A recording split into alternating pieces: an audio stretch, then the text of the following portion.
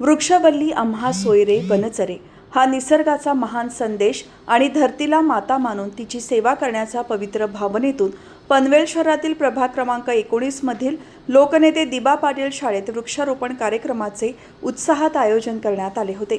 देशाचे पंतप्रधान नरेंद्र मोदी यांनी केलेल्या एक पेड़ मां के नाम या विशेष आवाहनानुसार आणि जागतिक पर्यावरण दिनाचे औचित्य साधून हा स्तुत्य उपक्रम राबवण्यात आला।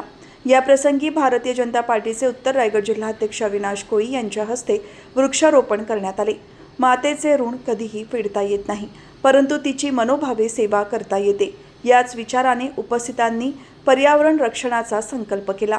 या कार्यक्रमावेळी भाजप उत्तर रायगड जिल्हाध्यक्ष अविनाश कोळी यांच्यासोबत पनवेल शहर सरचिटणीस अमित ओझे, भाजप पनवेल शहर उपाध्यक्ष केदार भगत, लोकनेते दिबा पाटील शाळेचे मुख्याध्यापक वाल्मिकी राठोड, शिक्षक अशफाक काझी, सुमित दसवते, ब्रिजेश बहिरा, भावेश शिंदे यांच्यासह अनेक मान्यवर शिक्षक आणि नागरिक उपस्थित होते। या पर्यावरणपूरक कार्यक्रमाचे आयोजन भाजप पनवेल शहर उपाध्यक्ष केदार भगत आणि युवा मोर्चा सरचिटणीस अनिमेश ओझे यांनी केले होते।